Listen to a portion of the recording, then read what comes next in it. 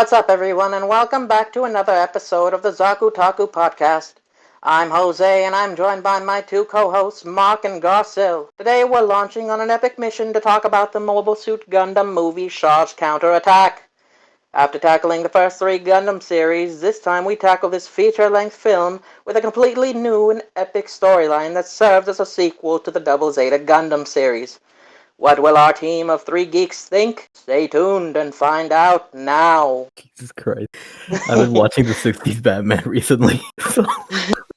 Did I do a good job of it? Yeah. Yeah. Alright, so as Jose mentioned, this is a sequel to Double Zeta. It takes place about roughly 4 years after Judo's trip to the mines. Is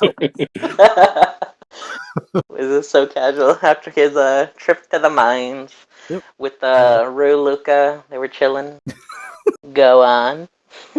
So where do we start? What were you guys' main feelings about the movie in general? Because I did not like it. Oh, really? Yeah, me not liking it comes more from Char, but I'll let you guys talk a bit more. Okay, so I guess so I watched this movie about a year ago. I've seen both the dub and the sub, and they're pretty similar. But what I'd like to say about the film, I guess, is that it takes multiple watchings. I would say to get through to fully understand what exactly is happening, and then probably a couple more to fully understand what the director had wanted.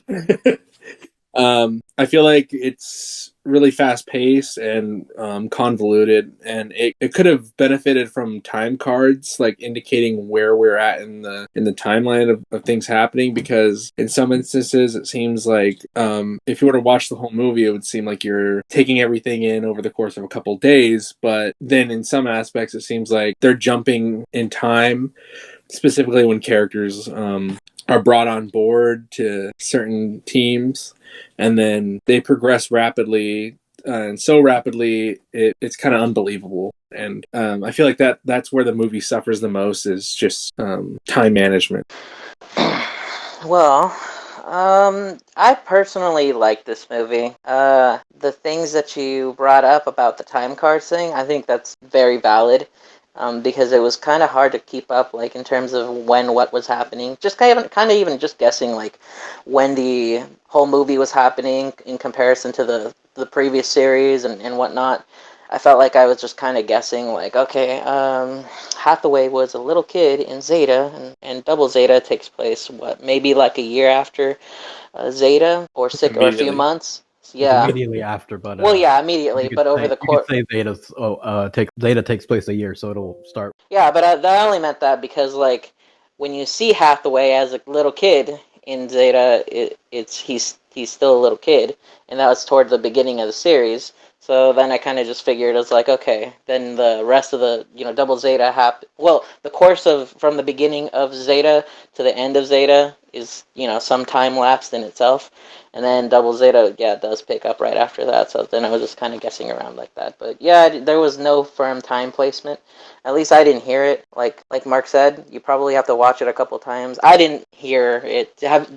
Give me a reference right there, Mark. Does it say at any point in the movie how much time has passed? I'm pretty sure at the very beginning it says it takes place in 0093, but that I don't think it really tells you in reference to. I mean, you have to know when Double Zeta takes place to really understand how long of a leap in time that is. Yeah, I had to do a bit of math myself. Yeah. Well, I personally liked the movie. I thought it was, like you said, fast-paced, but I personally enjoyed that because it felt like things were happening at solid rate. I didn't feel like things were being glossed over too fast, and I didn't feel like the pace was slowing down to like any kind of crawl or sluggish or anything like that. I thought it was not too fast-paced, but fast-paced enough to be enjoyable and to still be able to grasp a decent amount of things. Yeah, there's a lot of information in this movie that I feel will probably take multiple viewings to really like set into your brain or to just catch. But just a first impression of it and first time watching it, I enjoyed it. Good action. I liked the music in it. It was pretty subtle, but it was definitely good, and it was impacting at the moments in which it needed to be. So Yeah, I enjoyed the movie. No, that's good. For me, one of my main gripes is that some shit kind of just doesn't really get explained. At what point did Char become the new leader of Neo Zeon? What the fuck is Londo Bell? Mark, could you explain real quick? So, all right, we're gonna jump right into this. All right, so to explain Londo Bell, I think we have to first explain the situation that has occurred, like Ursula said, to bring Char into this position of power. So, last time we saw Char, he was a member of the AU and probably the most important member of the AU. The leader at the end. So the question arises when you're watching this: how did a character that was so on board with saving the Earth, and that was the main goal, go from that to being someone who wants to send a giant asteroid into the Earth to basically wipe out all of Earth's population? And the indications of this are subtle, but they are there. The first instance is, I think it happens back in Zeta, I believe, and just the existence of the Titans in and of itself is a reason for Char to put his stamp of disapproval on Earth's government and how things are being run.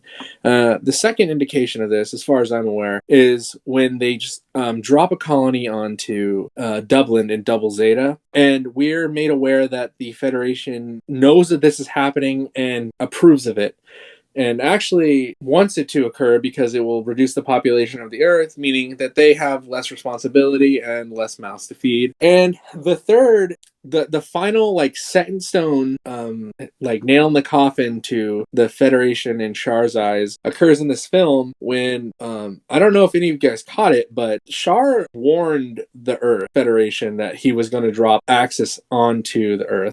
And in response, the Federation didn't do anything about it. He warned them so that they could let people escape, and the Federation was actually doing the opposite. We see that when Mirai tries to get on to a shuttle. So Yeah. this is kind of the sequence of events that led to Char becoming that like antagonist again, where he just despises the Earth and wants to drop a giant asteroid on it to wipe it out. But he does give him a chance. He gives him multiple chances, and they're easily just swayed. I think he pays them off in one of the scenes in the movie. Or He's Access. meeting with he's buying access and he's meeting with them, Yeah. and they're just like cool with it. Like they're not even putting up any kind of fight. They're not. Can I bring up real quick? We get to see Cameron again. Yeah, we get to see Glasses. And he's a hero. Return. Yeah, who would have thought? He turned out to be better than Bright, in my opinion. But we'll get there. So, But still.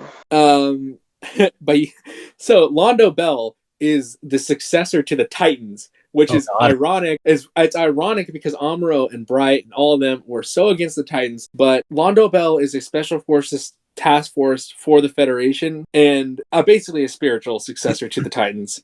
So having Amuro on their team is, I think, just the director's way of putting a little dash of irony on the film, because he was fighting against them for so long and now just absorbed by the Federation. Right, yeah, I kind of figured it was going to be like some kind of amalgamation of AU again, Karaba joining forces. Kind of weird. I'm not going to lie.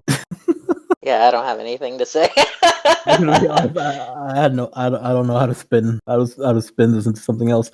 Mark, no, you pretty much covered why the Federation's because they're just pieces of shit, and as Char said, those living on Earth only care about themselves and no one else. That's why I've decided to get rid of them all. Good stuff. Okay, let's just transition to Char. So my biggest issue with this movie was basically Char going back to being a villain again. The way you kind of put it, Mark, it does give somewhat of a new perspective. But I would say my biggest issue is the fact that it seems he isn't over Lala. Yeah. And I guess one of my biggest things is that he lied to Camille back in Zeta. Like how he said that it took them 7 years to get over Lala's death. And he was proud that Camille was able to get over it so quickly. Well, get over 4 so quickly. But then this movie comes in and it's just like, no, he's not over it. Like that. It's one of his main issues, and that I guess that kind of just rubbed me the wrong way. Because it felt like character regression in a way. Yes, very much so. Because he went from antagonistic rival to well-meaning mentor to just I want to fucking commit genocide. So in fairness, that is my main issue. Also, we learned that he's a lolicon. Yeah, and Well, I mean, kind of. Doesn't he say that? Doesn't he say? He says the only two things that I care about are Neo Zeon and defeating Amuro. And He says that what's her to name? the guy that's Oh, he says, Mark, what was the name of that chick again? Nanai? Nanai? Yeah. the nice Yeah. one to him, the one that was like Yeah, he I mentions thought that was gonna be Nanai his love real nice interest. there. Technically, she is in a sense. Anyways, what are you guys' thoughts on Char in this portrayal? So, I'd watched Char's, like I'd mentioned, I'd watched Char's Counterattack about a year ago. That was before I had seen Zeta and Double Zeta. So, watching just the first Gundam series and then Char's Counterattack, I was kind It's of more just under the understandable. assumption that Char was always the bad guy. What? It's more understandable if you just know like his start and his end. Yeah. 'Cause even through Zeta, I figured like I knew Quattro was Char, like it was obvious it was him. But I figured he was at the end he was going to be like some type of traitor, and that never happened. Yeah. I don't know. I kind of that little scene in Double Zeta where Sayla says like, "Oh, he's watching. He's out there watching." I was kind of like, is that like a little hint that he's watching the Federation consume itself and be like unresponsive to issues that are happening around their jurisdiction, and he's going to take action? Is that the the statement that is supposed to ring a bell when we watch this show, or what? But yeah, I mean, there's really no if you just watch the shows in sequential order like we're doing, there's really no indication as to why between Zeta and Char's Counterattack that how he became like the leader of Neo Zeon. In a sense, I'm kind of surprised Neo Zeon was still around, especially after Yeah, I the thought they season were one. done. Yeah, I There's don't always know. going to be remnants. Yeah. You mean Hammond? He freaking calls her Hammond in this movie. Oh, he also calls the Titans Tetons. Are you serious? I didn't catch that. Yeah, What I the didn't. fuck? God damn it. We go from Gundam to Tetons. This stuff was a lot fuck. better than that one though. Oh, much better. Fuck it. I'm gonna be honest. I'll mention that once we get to Amuro specifically. So, did you feel like you liked Char in this movie, Mark? Like, now that you've seen the stuff that preceded this movie, like, how do you feel just kind of diving into this movie, knowing what you do? So I kind of get it. Like, I kind of get, like, that, when he's talking to Amuro saying that, action needs to be taken because these people are not being responsible. And the only way to make them take action is to hit the restart button on them. And I kind of get that sentiment because, not the Titans, but the Federation keeps escalating things. Like, at first they were using, kids as soldiers in the 1 Year War. Now they formed the Titans and were killing masses of people. Then they dropped a lot of colony drop on their own on the Earth. They tried to, anyways. Oh wait, I mean, about it's Double Zeta. Yeah. Yeah, my bad. So it's like they're escalating and escalating and escalating, and Char's wondering like, when is enough enough? And do I have to? I mean, I tried to do it the good way, being Quattro. Now this is the final straw. I have to do something. And He's like a person. Yeah, he's like a person that's been pushed to extremism. Like nothing else is working, and then he's just like, oh, "Fuck it. I guess you guys didn't learn anything." Got to take it into his own hands. I like what he said about like when he was talking to the chick that we all thought that he was probably tapping, but is actually just his friend. What's her name again? Minai. Yeah, which I liked her character. Like during that moment in which they're both like in their night robes and they're just chatting. He like tells her, "I believe in the rebirth of humanity that comes that has come to live in space. However, in order to develop all of us into new types, someone has to shoulder all the evils of humanity." And I thought that was really cool because it kind of gave a little bit more oomph to his part that he's trying to play. He's actively trying to accomplish something by being the other side of the coin that moves them forward, like in their entirety, like humanity itself. The Federation and Earth are just one side, and he's trying to be that other side and force their hand into like moving, hitting that restart button. So I thought that was cool. Yeah. So I thought that was pretty cool, and I enjoyed that. And then she got pissed, and then she threw a glass. I think it's because she realized he's into lollies. No, I'm Speaking of, pretty sure he was tapping her. on the side, probably.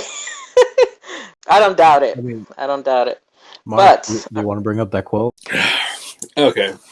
I'll just say it because it is like if you look it up, it's out there. I don't know if it's Take this with a grain of salt. Take this with a grain of salt. I don't know how true this is. I found it on the internet because I was looking for explanations. It's quite funny, and because it's so funny, I don't know if it's true. But if you try and look up an interview with Tomino about Char's Counterattack, you will come across a references to a Gundam fan club Char's Counterattack book, which includes an interview with Tomino about Char's Counterattack. And in this book, there's a quote from Tomino, and I'm going to paraphrase it here, that basically says that he created Nanai to be someone that Char would actively be proud to have on his shoulder and to be proud to have sex with.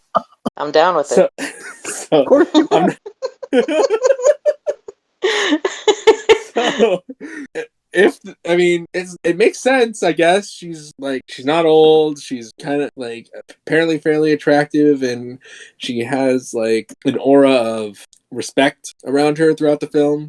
She seems in control and command. Yeah, she slapped the character that we all wanted to get slapped.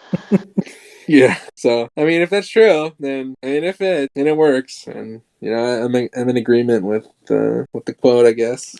While we're talking about Char's love life and his bang life, I was thinking about something that was said towards the end that kind of rubbed me the wrong way.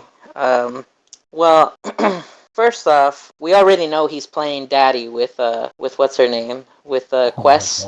Yeah, he's playing daddy with her. He's We need to explain this so much. Yeah. Oh, we will. Quest will be talked about quite a bit, I believe. Yes, she will. But yeah, he's playing daddy with her, and then he says to Amuro towards the end, when we hear that he's still teeved about Lala and what happened to her and all that. This pretty much just sharded on everything that I thought before when we first watched the original MSG, and that I thought they were going to be a tricycle or something, but it turns out that he wanted to be the baby in the baby carriage because I look at Lala soon like a mother figure. I was like, yo, what the fuck? Isn't she younger than you, bruh? Alright, I'm glad you brought this quote up because I've heard two different interpretations of it. One is what you're saying, that he thinks of Lala as an actual mother to him, someone that could I guess teach him the ways of a new type and be a loving figure. And the other way is an actual mother to him, to his kids, because he says Lala soon could have been a mother to me, so it's not really. I don't think it's it didn't come off that way. I'm not gonna lie, right off the bat, but I can see what. We did watch the dub. I'm not sure how. I can't remember how different the sub is. Hey, this time around the dubs are more accurate to the Gundam dub. Yeah, Gundam. But I just wanted to throw that out there to throw in an alternate perspective. Then it's possible the tricycle dream was still alive then, but it's definitely not in the modern day because there's nobody to tricycle with. Now he's just playing daddy. He's just getting by. They can do it in chicks on the side. 7. Yeah, he moves on from Rekawa to teasing Rekawa at one point in the series to tapping this chick to a lot of sexual attention with Haman. And, it's just all over the place. Char is smooth. I'll give him that. This mother brother is smooth. That's something that I actually wrote down in my notes just because I was so impressed with him. Dude, he's reaching everywhere. He's reaching at every end of the spectrum. He's not discriminating. He's just here to play. Either way, we mentioned her earlier. So, what are your guys' thoughts on Quest, the completely necessary and totally important character? You wanna go first, Jose? Okay, so when you guys were messaging about her, I could tell that you guys hated her. And I'm not gonna lie, I didn't quite hate her at first. Like at the very beginning when I first saw her, yeah, she was a little bit annoying, and she had a little bit of a in your face kind of just outwardly speaking childlike manner and attitude. But I was like, okay, she's like a teenager. I get that kind of. At least she's not like bothering anybody.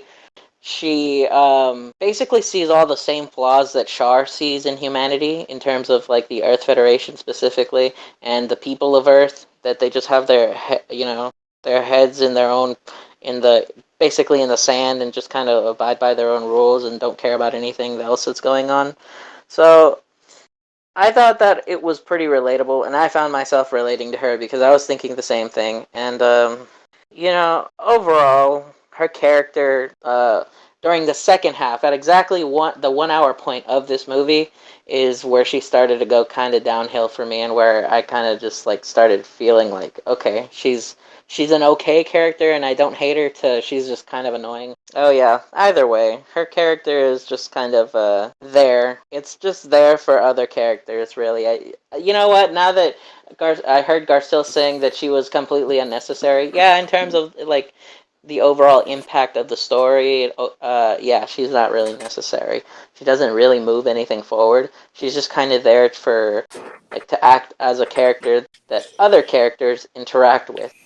She's there to be Char's baby, and she's there to be Hathaway's his first love or first whatever, his little playmate. But she's just there, and she just bugs everybody that's not them. Like Chen, like Amuro. Well, I don't even think she ever gets to interact with Amuro. Well, she does briefly, but he's just like brushing her off. Almost every. She has more interactions with Gune and Char. Yeah. But she gets slapped, and that's something that's funny that comes out of it. It's something we all enjoy. Yeah, I feel like there are only two people that get slapped in this. Yeah, her and Hathaway. Hathaway gets clapped by his old man. The kids that honestly don't really even have to be here. Yeah. I also do want to point out that Quest is the daughter of a Federation Prime Minister, so there is a reason why she's a boy. Yeah, she doesn't have like a real role, but like she's just there because she's somebody's daughter that was important. She's not another random orphan everybody seems to keep bringing on. Yeah, that's the only thing that's better than any other character that I can think of in terms of, a comparison. Like Shinta and Kum, they were just kind of appeared out of nowhere. Yeah. But yeah, I had I guess the worst thing that I can say is that I was just annoyed with her slightly, but mostly mixed feelings. I'll just say it. She's freaking Cots 2.0. She's as bad as in my eyes. She was as bad as Cots throughout this whole. Hold on, Mark. Hold on. Or Prezzo, how'd you feel about her death? Satisfying. Her death. What happened to her again? She just fucking died. She got shot by Chan. Yeah.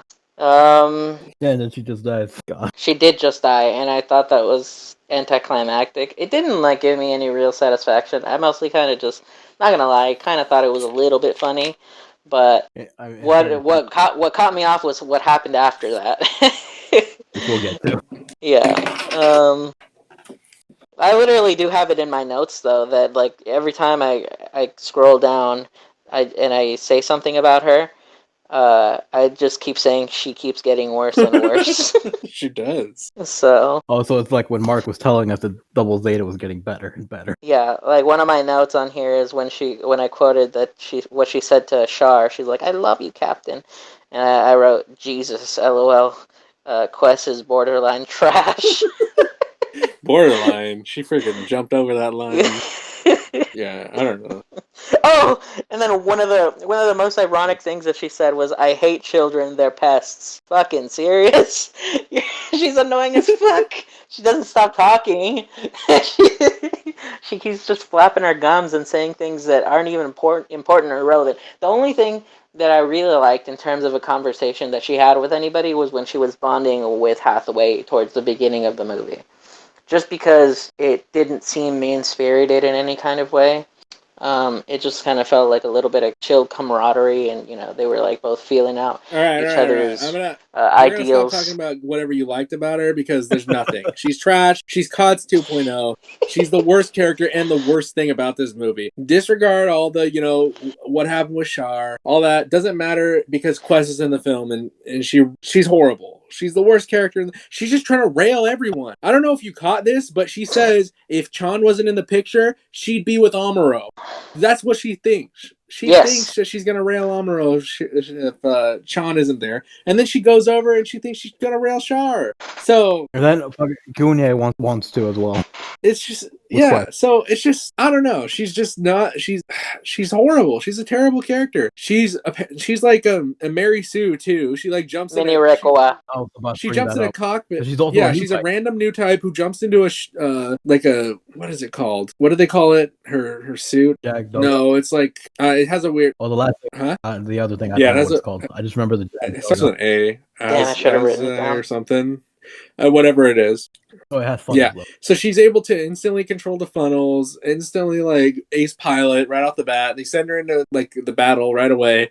She's able. That's why I think the series needed time cards because when I mentioned earlier that certain characters progress rapidly, it's her. She's just thrown into a mobile suit, instantly able to use all the features perfectly, and she's like taking out the Federation Nemos. I think they are at this point, and with ease. And it's like, really, this random new person you're throwing in a mobile suit who's never piloted one her entire life she's the next Amuro? No, and she's annoying. There are also at least 2 mentioned by Char that she's been cybernetically enhanced or something like that. I didn't catch those, but I didn't catch that cybernetically either. enhanced to be more annoying than the average person. And yes. Enhanced. So she's ridiculous. Every time she came on the screen, I was like, I just want to fast forward it through this because she's annoying. I hated her. I honestly feel like I tuned out during some of her scenes. Yeah, because they're annoying. God, it must have been burning you when I was like saying the good things about her. Then I was like, what are you talking That's about? why he interrupted you. She's ridiculous. Yeah, because Garcelle reignited. He's like, so what do you think about this? And you started talking about a bunch of good things. I'm like, no, it's time to shut up. I'm going to be honest. I did not expect him to go that long. No, there's nothing to say about her except that she belongs in a garbage can. Yeah, but she saved cares?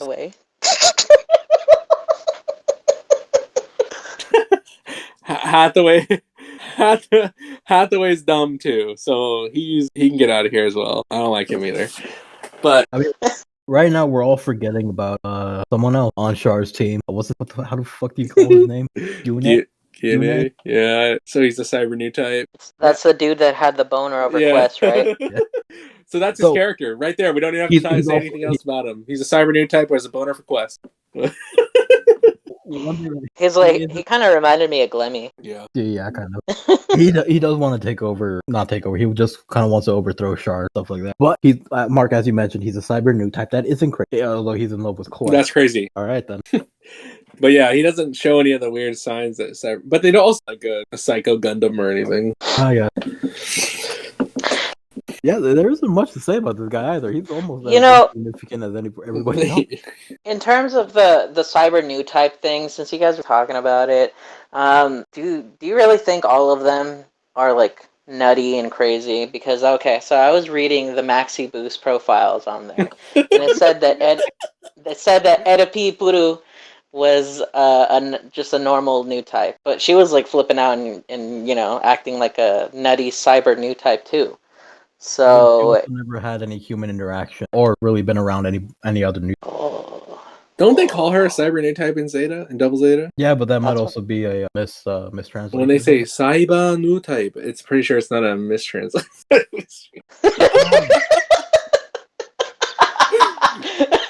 I guess you got me there.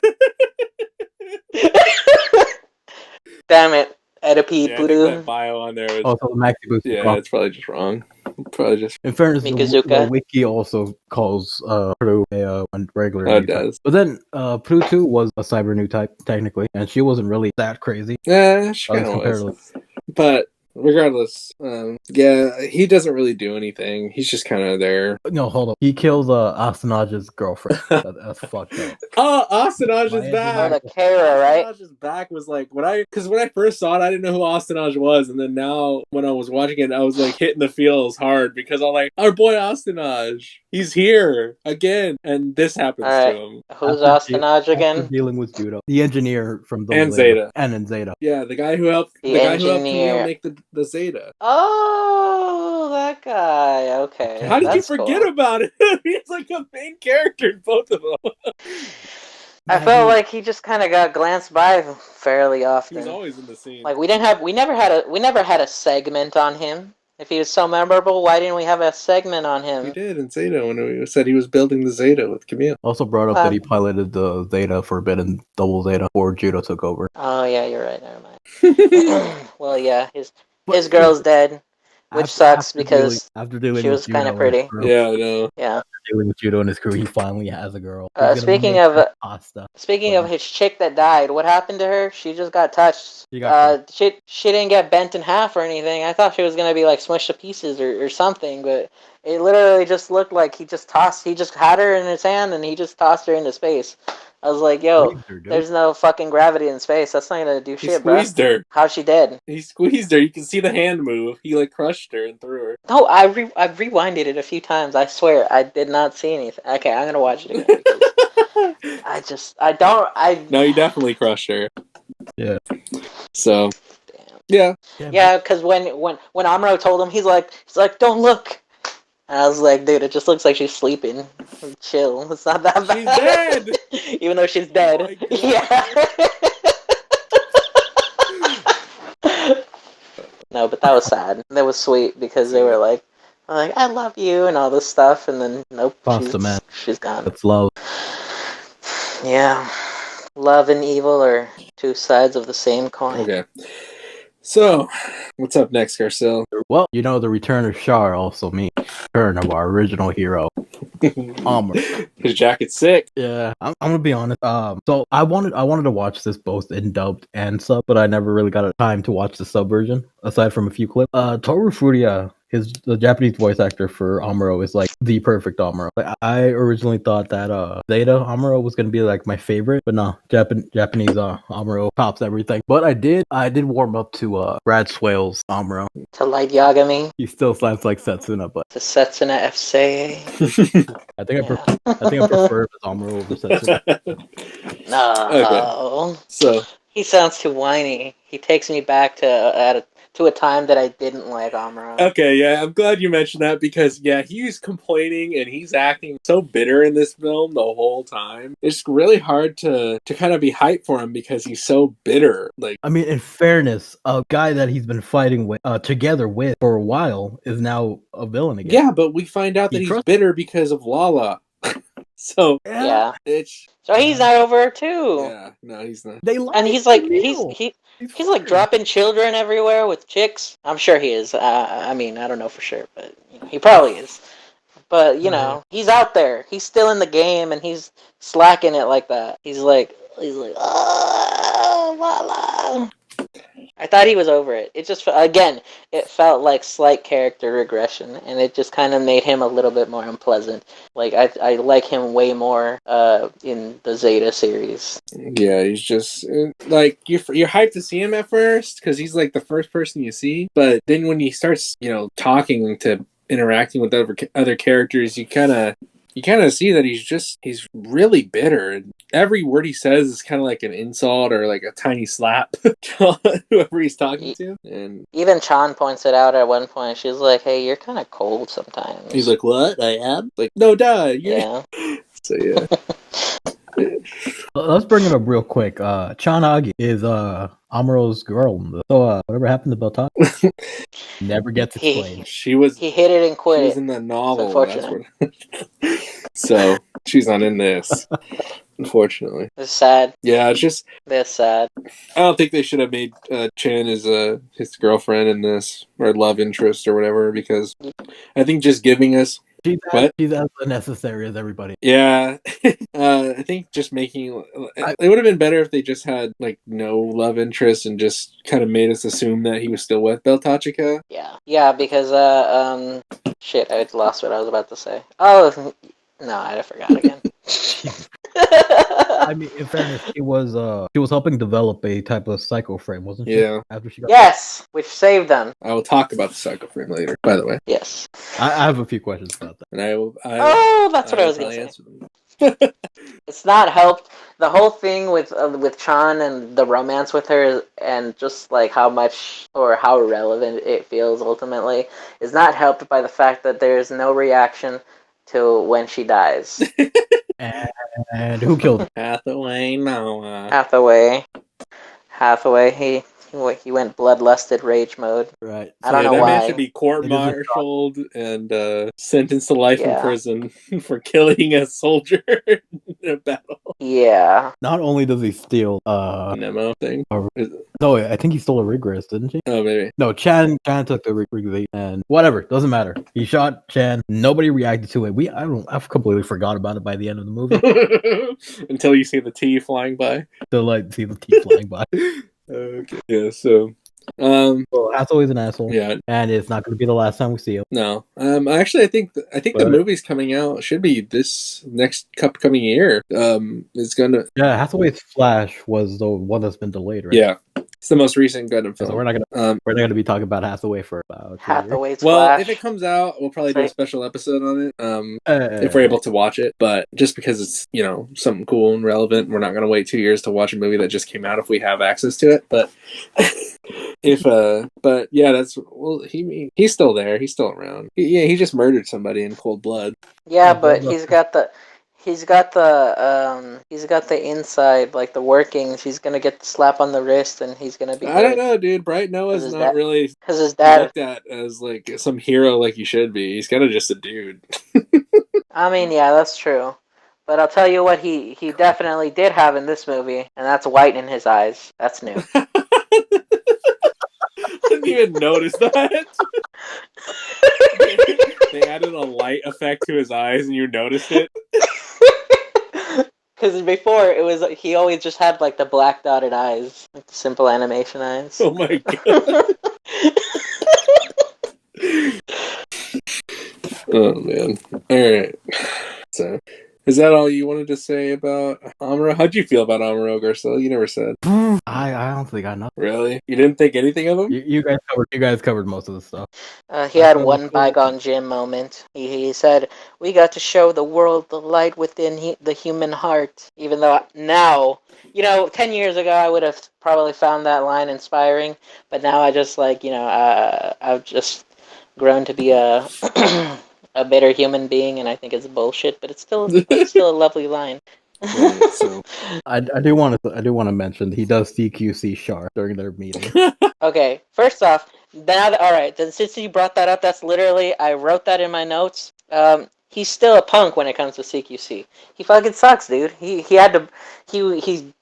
threw Char once. He gave him the Ken Masters throw from Street Fighter. The back throw. But then he just like tries to punk out and tries to pull out the Glock on him and just like make it easy. I mean, what a bitch! He has the leader of the enemy team right in front of him. You want to punch him out, or do you want to just kill him? And then he gets cucked by Quest. So that's so sad. How'd you guys feel about that? The final battle scene, I guess I should say, where Amuro and Char are fighting each other. What'd you guys think of that whole sequence? It was reminiscent of back at Abalco. Yeah. They got out of their machines, had a bit of fist fight. Well, not fist fight, bunch of gunplay. Tricks, shenanigans. Then they get back into their mobile suits and just Amuro starts. Dude, Amuro Char doesn't even stand a chance. Just, he rips his neck out when he's actually mad.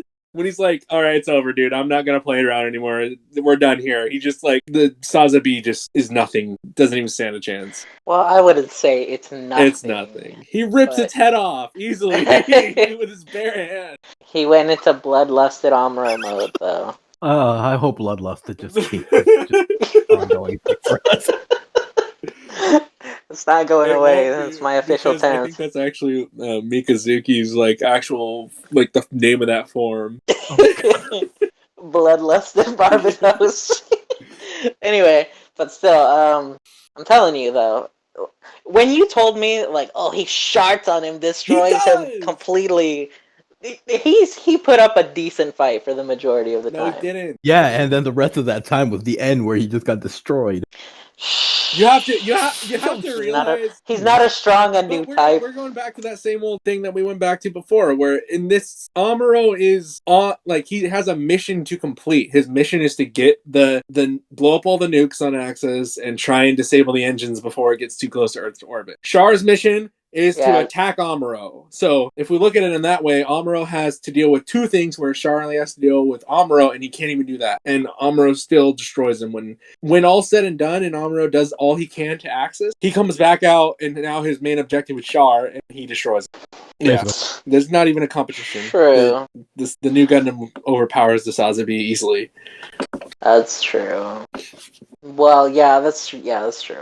And now he's so seasoned. He's like a goddamn Gordon Ramsay hamburger. He's seasoned to fuck. You know, he's had those experiences, and he's just trashing Char, which sucks because Char looked cool in this movie. Char looks cool. That's the only reason. Yeah, Char should have won because he looks cool. Okay, but real talk, I just identified more with Char in this movie. Like I was able to relate to more of the things that he wanted. Fuck the human race. Like Let's start this bitch over. Oh my god. Okay. No, that's not exactly. You're put on some list, man. I didn't even finish the joke, but you already. No. Okay, that's one thing I did not identify with him. But you know, there was still the other chick, so Well, yeah. you wanted to rail his dick, so you identified with No. Listen, man, I'm pretty sure he's just happy that chick isn't a traitor like Rekoa was. him. Speaking of which, who I was thinking about somebody being like Rekoa. Oh yeah, the Quest. She kind of reminded me of Rekoa. Now that we were just like She's talking trash. about her. All right, so at the end of that conflict, we see a cool sequence, I guess. Fall back. Yeah, where Axis is hurtling towards Earth, and Amuro decides to try and push it back with the new Gundam. The new gun. And he takes Char with him in this little pod, and he's like, "Nah, you're coming with me, man. You're not getting away." I thought Char was gonna get away because we see that in every show. They like just launch out of their pod, like Yazan, like Jared every time. Yazan was fucked up. He should have definitely died. I don't know He how the should have fuck he died. escaped. I don't know how the fuck he escaped. Well, in He should have those died movies I because watched, they just killed his the Zeta character. movies, I don't know if it looked like original footage, and I don't know if we just didn't notice it, but his pod does fly out. Yeah, it's there. So That's fucked up. yeah, so Yazan, it happens, but like Amuro's like, nope, he catches him. So, His new type sense. That grab rate. yeah, so that was cool. Well, he takes them, and then they start shoving Axis back with just the new, and then the other, like the Federation and Xeon both try and pitch in and help out with. Hey, the Federation is doing something. But it's kind of just like the people of their own free will, not necessarily the Federation going like, no, you gotta push it back. It was definitely the same with the Xeon. He's like Human solidarity. Amuro, I'm doing something extremely wicked. So the main thing I wanted to ask you guys is, how do you feel about Amuro and Char's death at the end of this film? Yes, I definitely enjoy whenever Char burns Amuro. He's like, unlike you, I'm more than just a pilot. That's completely irrelevant, but I wanted to throw that in there. But still, how do we feel about his death? It's fair. Isn't Char's the only one that confirmed? Because they're both Nanai. they're both listed as MIA, but like in all, like if you in anything you look up about it, they're listed as MIA because they don't want to mark him as dead. But I think they're dead. If we want to look up at novels, they are dead. Yeah. No, they're gonna show up later on in the series. It's like gonna be some Madara shit. I'm just kidding. No, probably not. No, you never know. Actually, new type powers. Well, they could come back as like They'll give Camille a power up if he ever ethereal forms, but I think they're gone. I think their earthly bodies are gone. It would. Oh man, Yeah. if that's the end of them, Kind of anticlimactic, I am honestly. kind of sad. Yeah, Fairness, yeah. very anticlimactic. I thought it was pretty just because of the light show, but yeah, overall anticlimactic. 'Cause they just kind of. Wait. What was their like? What was their last line? It wasn't even like something super memorable, was it? I don't. Something They, about Earth and unity, probably. he's just like, I'm taking you with me. Fuck. I don't know. I don't remember. Yes, it's not really memorable. Yeah. But Man, Char died in a fucking pod too. That sucks. Died in a little ball in the freaking Wonder Ball in the palm of somebody with a badass mech. Lame. anyways, Marcos, what stopped the Axis from falling? New type. The power of friendship. I was gonna go with the Psycho Oh, the brain second. thingy. All right, so We all had different answers. let's dip our toes in mechs, because there's a lot of cool, interesting mechs, and there's one dumb mech. Wait, hold on. Before we go into Dr. Morales' Gundam Corner. So, fuck, what was I gonna say? So Char, the one thing I do like is the Char comes back piloting a red mobile suit. Yes. Or better, what do you think about the Sazabi, real quick? I thought it was badass and very Man. fitting of his name, the Red Comet. I thought it was cool. I was super happy to see that it was red and not dumb looking. Well, actually, the Hyakushiki looked badass too. But still, this thing looks sick. What did you think, Garcelle? Oh, I thought it was sick, man. It looks so cool. I love this little sword thing. Yeah. Right, what about That the new was Gundam? Spelled NU, by the way, or with a little Yes. like reversed V, not new as in like brand spanking new. Which is how I got confused in initially spelling new type because I saw it spelled like NU in Maxi Boost. That's weird. But yeah, it was badass. I thought the new Gundam was sick, dude. The funnels look cool. Just the fact that very they all have funnels now. That was a weird thing. Beast. Everything just has funnel. Mark Yeah. will go more in depth into that The show. right now. All right, so in this series, Thundero. there's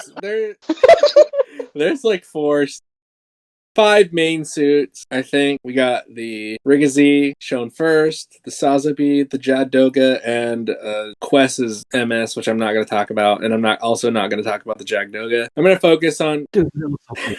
I'm going to focus on the other 3. So Alright. So what exactly are your feelings towards the legacy? We want to know what you think about it. What are your opinions on it? What what's your initial impression and what's the thing that you took away from Spoiler that? alert, ladies and gentlemen, he does not like it. Mark, explain why. So, all right. So, the Rigazi. Let's go into detail about this little guy. The Rigazi. I can't do it the whole time. All right. So, the Rigazi. The little guy is what got me. He's little. All right. So, the Rigazi stands for Refined Gundam Zeta, and you can tell in its appearance that it is based off the Zeta Gundam. However, it doesn't have a V-fin, and it doesn't have a Wave Rider transformation. It has a backpack, kind of like the G Defensor, where it attaches and then kind of makes it able to fly around in that plane form we see. It's garbage, and we see how it's garbage in in the movie as when Kyra Sue pilots it, she gets like 2-tapped by the Jagdoga and dies, the suit dies, kind of. It gets half blown up, and that's about it. That's all it does. So, in comparison to the, You called it a main suit. well, it's a main suit. It's the unique looking, and if we compare that to the Zeta Gundam, which survived all of the Grips conflict and all of the first Neo Zeon war, aside from I think losing its head in one little conflict, it comes out of there still perfectly working fine. Still, it's chosen over the double Zeta in some instances, and it's just an overall fantastic mobile suit. Good design, Wave Rider form, everything is cool about the Zeta. The Rigazi, refined, no. The Rigazi, refined, no. It's refined trash. They took all the cool elements from the Zeta and took them off, and then made this abomination of a mobile suit, which is horrible, expensive, by the way. It's I had to read up on it, and it is apparently too expensive to make. They only made 2, and this was actually at this point there's only 1, and it blows up. So there's now no Rigazi until Unicorn. But yeah, it's just garbage. I didn't like it. I don't like how it looks, and I don't think it should carry the mantle of the Zeta Gundam. It's garbage. What do you guys think about it? My guy, you covered everything. You don't like it either? Really? Yeah, I'm gonna be honest, I didn't care about it. you I thought, know, I thought the coloring was cool, but that's about it. yeah, I thought it looked all right, but I didn't quite understand what you could point out, and yeah, actually those things are all valid. And then I was kind of thinking, it was like, oh, well, maybe it just survived Grips. The Grips 2 conflict because Camille's a new type. But then again, I was like, oh well. Then again, it survived under Luca, who is not a new type. So yeah, there's no defense as to why this thing is shit. Yeah, why this? It's supposed to be a better version of the Zeta. No, this thing's not. It's garbage.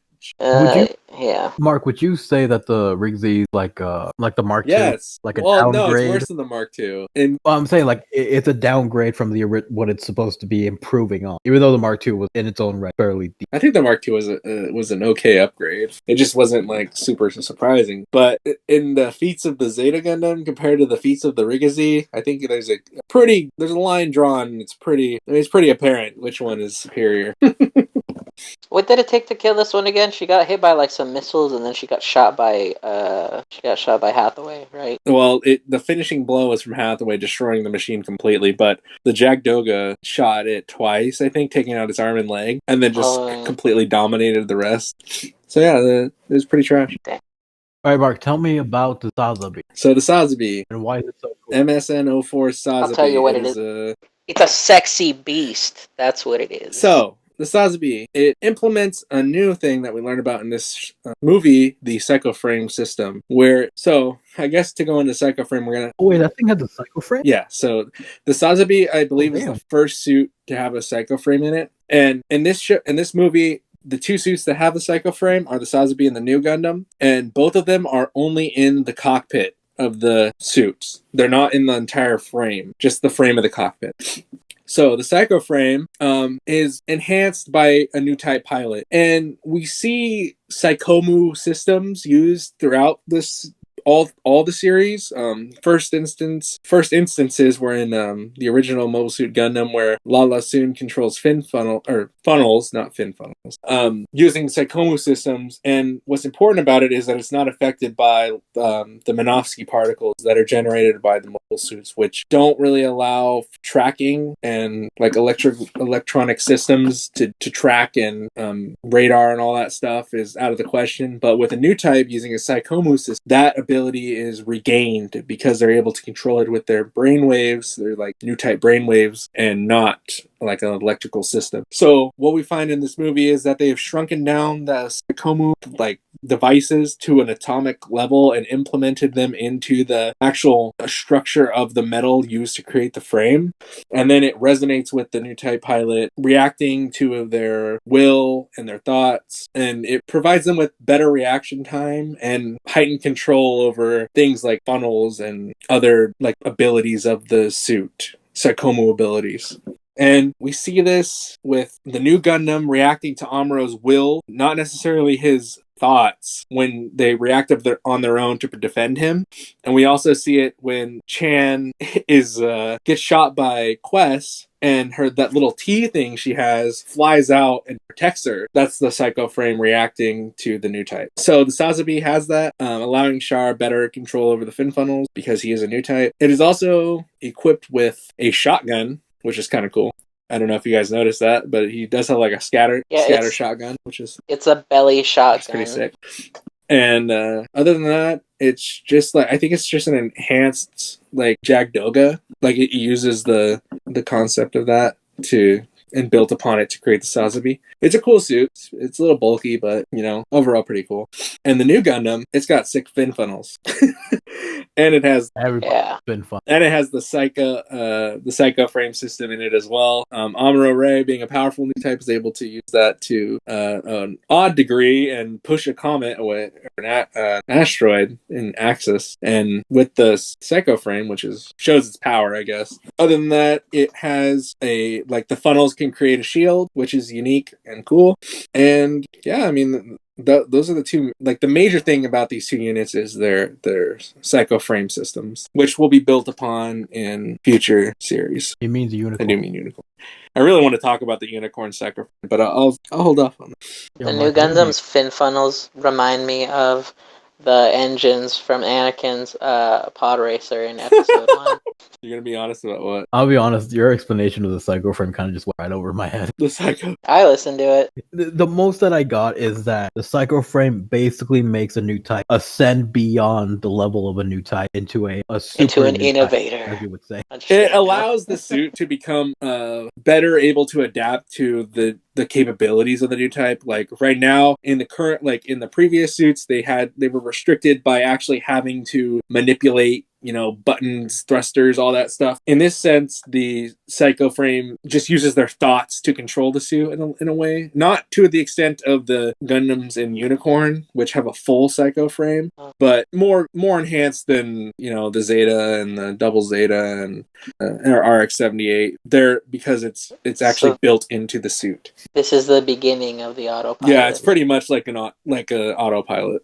Shit. I just wanted to make a Super Saiyan comparison. But yeah, I just have one question. So the new Gundam, I've watched a lot of Gundam content over the years, and what sticks out is that a lot of people put the new Gundam as their number one or at least top 5 Gundam suit.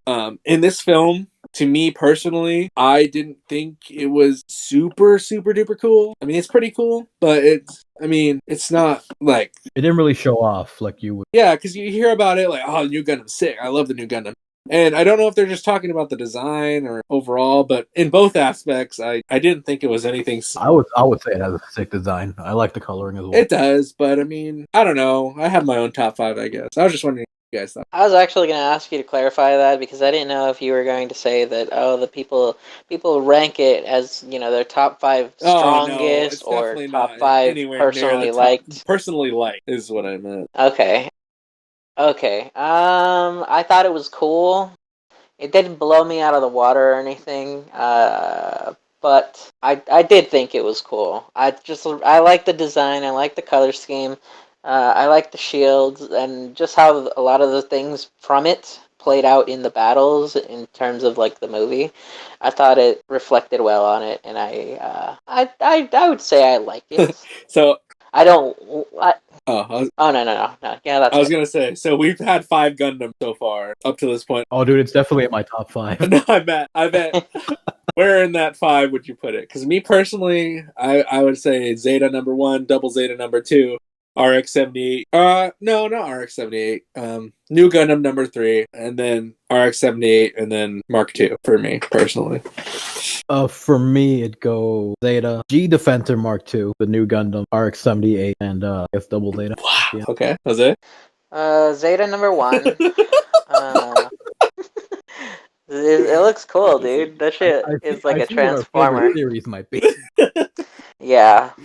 Maybe we're kind of biased, which is funny because when I think back to it, I don't think Camille ever did anything particularly special in terms of just piloting. He proved he was a man, but that's like in other circumstances other than just like mobile suit fighting. I don't think he did anything particularly special in that series with the Zeta itself, other than at the very end when he actually used his hyper mode, his new type powers. Yeah, his bloodlusted new type powers. But that's pretty much it. But I attribute that mostly to the fact that he's a new type and how strong he personally is, and not so much the machine. Because it's not like Rue Luca ever pushed it in any kind of direction that showed me something like, oh wow, that's incredible, or that's crazy, or only the Zeta. I don't know. When she was defending the when Judah and I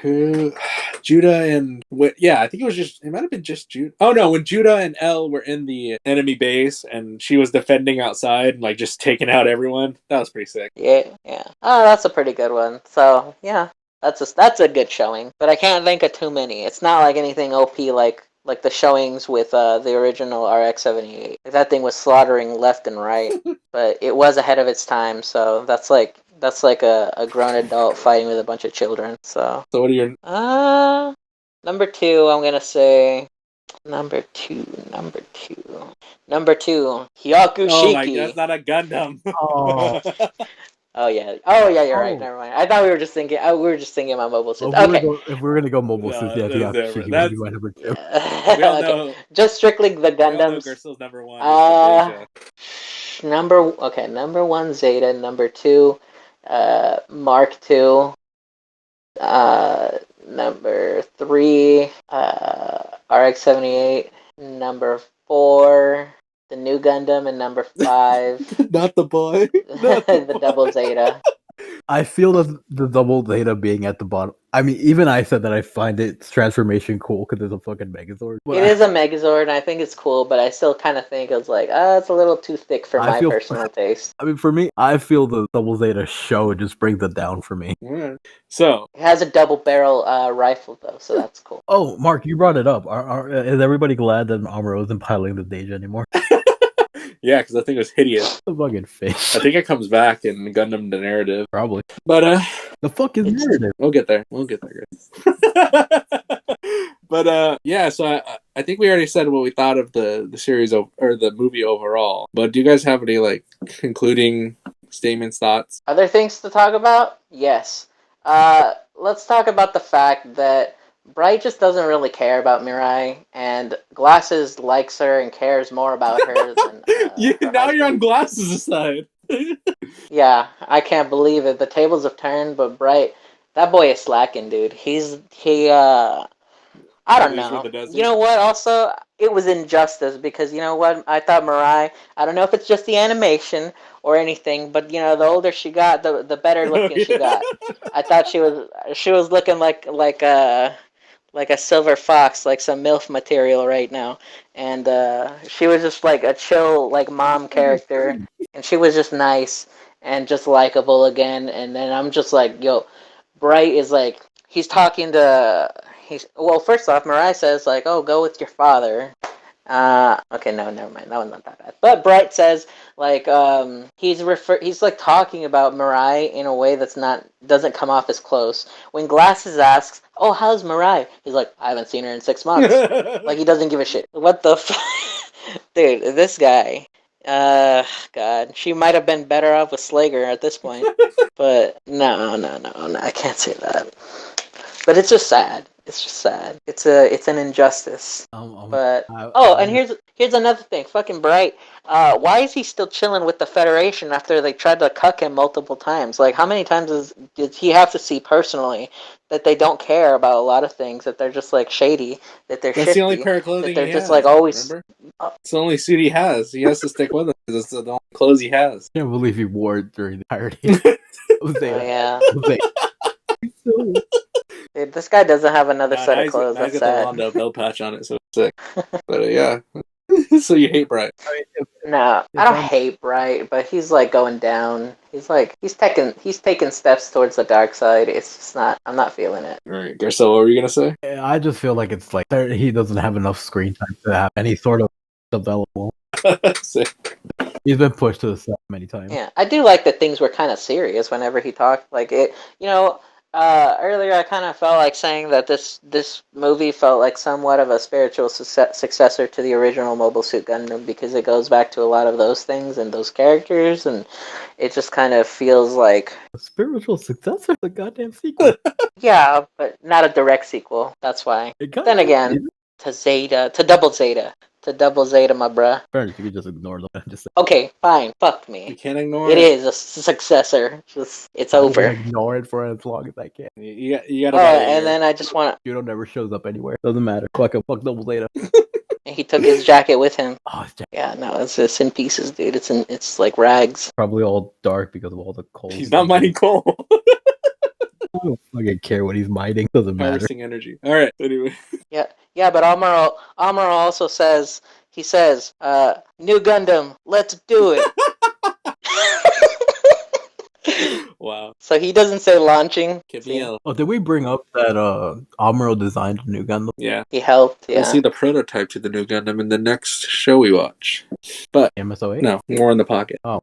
War. Is that a prequel? Yes. Oh, okay. Warren, It's gonna be a 6-episode OVA. All right, so is that everything? You guys have anything else, or is that it? Let's see. Don't get him started. All right. I think we're good. All right, guys. So that concludes our discussion on Mobile Suit Gundam: Char's Counterattack, the first feature-length Gundam film. And next, we'll be taking a look at the OVA War in the Pocket, which takes place before Char's Counterattack. So it's a prequel. I think it takes place during the 1-year war, if I'm not mistaken. Oh God, I was about to ask if that's going to explain why Char's the new leader. No, it doesn't have any returning characters. So Oh boo. So make sure to follow us on Instagram at Zaku Talku, on Twitter at Zaku Talku, and to follow us wherever you get your podcast to keep up with all our Gundam shenanigans. We'll see you next time with War in the Pocket, and yeah, that's it. We're in the pocket!